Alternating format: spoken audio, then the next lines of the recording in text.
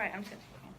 Good morning. How are you? Good, doing well, thank you. Good. Good. So I'm just gonna ask you some questions about your field and social work. So, how did you decide to go in the path of social work? Well, I decided to go in the path of social work. I guess I've always had it in my heart that I wanted to help people.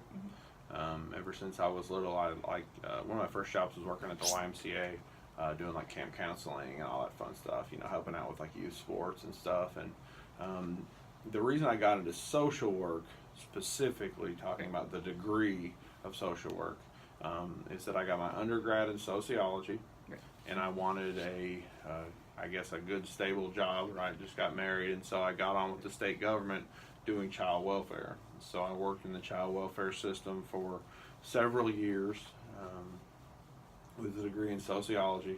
And while I was there, the child welfare system has a really awesome collaborative funding source with the federal government through Title IV funds, and I was able to come back and get my MSW and become an actual social worker after working for the state's child welfare system. So that's kind of how it worked. Awesome. Were there any concerns that you had when you chose the career path of social work? Well, I'm really practical, so Right. I know that at the time it was a good decision working for the state government, and then just that opportunity to work for a big bureaucratic agency with Right. benefits and leave and being able to do something meaningful. I mean, Right. it's a really practical story, but then I kind of found out that social work was kind of a calling for me. So it's kind of one of those things that I never really identified myself as a social worker, number one, because I wasn't, but it's something that's kind of inside of you. It's kind of like a value set and kind of a purpose that maybe you lead your life by, and I think that it really fit with me and kind of my beliefs and my values. So once I was able to go back and earn that education after already working with families in the community for a number of years, I guess I didn't see it coming. It was just kind of, I just took it a day at a time, and it all kind of formed this path that was kind of cool. So what interested you to shift gears from working for the state into being a professor? Good question. I guess when I worked for the state, I was really concerned that there were a lot of things happening that I felt like the workers that were doing amazing work out in the communities to try to help the safety and well-being of vulnerable populations, that the agency wasn't doing a great job of supporting them to do their work. And so this isn't a secret. It's a national problem. It's been like this for years and years and years. But the good news is that things are changing and they're getting a lot better. So I guess making that transition, my interest and my focus really haven't changed. If anything else, they've kind of exponentially increased. I left the state's child welfare system because I wanted to make a difference in the child welfare system and with the child welfare system and for the child welfare system. I just didn't think I could do it while I worked there. So I left. I got an awesome job at WKU. Since then, I've earned my PhD, and now I'm a professor. And all of my research and service and everything that I do is, I was with the commissioner last week for like 3 hours, and they're doing all this really awesome work to change how the things work. So Dr. Harper used one of the articles that you wrote together in our class. Yeah, she's cool. Yeah, she's like, we wrote that. Yeah, I like Dr. Harper. There's a sign right there that says, if that's the one you saw, I got that article of the year. It's pretty cool. Awesome. It's a pretty cool award. Okay, so what are the pros and cons, do you think, of being a professor?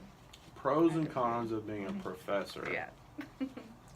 Well, the pros are you have an opportunity to meet people like you, and to be a part of the life path of folks that are finding their way. And I don't take that lightly. That's quite a responsibility, because I know that in my own experience, I had some professors that maybe didn't care much about being there. They weren't necessarily vested in my experience. At least that was my perception. So I don't take that lightly. So the pros are you're able to be a part of amazing, intellectual growth and development professionally. You're also, you're leading and being a part of the lives of others who are out there to make a difference. The cons, I guess, are that I don't know. I kind of regret not being out in the practice field at times. And that's just who I am. The reason I do the research that I do is because I want to make a difference in the community. It's not for, although it's cool that we got that award, it's not for that. It's for the folks to be able to better serve the community, so that the community can be safe and healthy and thrive. So I guess the only con I can think of is that a lot of my time is inside of these walls, and I'm doing a lot of grading and paperwork and reading and stuff, and that's quite an honor and a privilege. But sometimes I just wish I was back in the field talking with people and trying to help others. Yeah. If that makes sense. Right, that does make sense, yeah. So if you could start from the beginning and go back to undergraduate Dr. Griffiths. Yeah. Would you get your bachelor's in social work instead, or would you just stick with getting your undergrad in social work? Yeah, I mean, I guess my thought would be, if you're giving me one of those nice forced decisions where I can't take the easy way out, and say, everything happens for a reason, because it does. Right, and having that background in sociology, it was just my path. There's no need to criticize it now. But yes, I would. If I could wave a wand, go back, I'd save myself a lot of time and money. My master's program was 60 credit hours. And if you do well in the undergrad program here, you can cut that in half. So you can get the master's program in 33 hours in an advanced standing track. And I mean, that's just a lot of money and time. It is, yeah. So I feel like I've been a grad student forever. But nonetheless, I'm finally done with that. But yeah, I would. I mean, the BSW is an outstanding degree. Right, okay.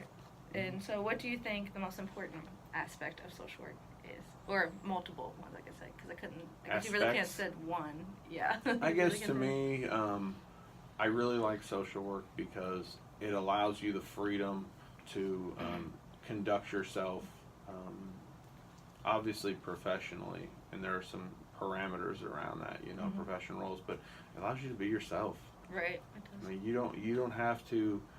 I don't have to act like you, and you don't have to act like me. I can just be Austin and work hard and be honest and be authentic. And I really like that about social work because I feel like there's a lot of professions where you're, I guess, forced to, I don't know, not really, maybe subscribe to things, but conduct yourself in a certain way. And I mean, especially in social work, when I was in child welfare, I got up in the morning and I was able to think through my priorities, and it's like, okay, I'm going to start the day, I'm going to go here, I'm going to adjust on the fly, I'm going to go here, I'm going to talk to these folks, I'm going to write for a little while, I'm going to do this, and I don't know. I guess my thought would be that there's so many important aspects of social work that allow you the freedom as an individual to bring your strengths to the table and to best suit the interests of the folks that you're working with. And I also think that social work is, as a whole, shares these values that we subscribe to, like, dignity and worth of the person, because really and truly, if in today's day and time, there's a lot of folks that just don't have anybody looking out for them. Right, okay. So, I have one more question. Have you ever had, when you were in the field of working with child welfare, did you ever feel like burnt out from being there so long? Because I know we talked about that in a lot of my classes, and a lot of people get burnt out so easily from just being in one specific area. Yeah, definitely. So, child welfare is heavily stressful. Right, yeah. A lot of social work is. I would argue that child welfare is the most important job there ever was. That's definitely, the way I feel about it. You got to practice self-care. You also have to be realistic. Right. I mean, to think that you're going to be involved in a career where you're going to shut off the phone and just go home. Right. I mean, I love my wife dearly. She's a nurse, but she doesn't have to take her work home. Right. I mean, she may mentally take work home, but she doesn't have to do anything at the house. Right. I mean, she works at the hospital and she comes home. Now, there could be some overlap mentally, but as a child welfare worker, like, you get phone calls on the weekends. Right, exactly, yeah. And you're in a position. It's not like a job. It's like a position. And it's an important position of real and perceived authority. So people rely on you. But what an honor, because you never have to worry if you made a difference. I mean, you make a difference, like, every day. Well, that's awesome. Right. Thanks, Dr. Griffiths. You think we're good? Yeah, we're good. All right. Thanks. See ya. See ya.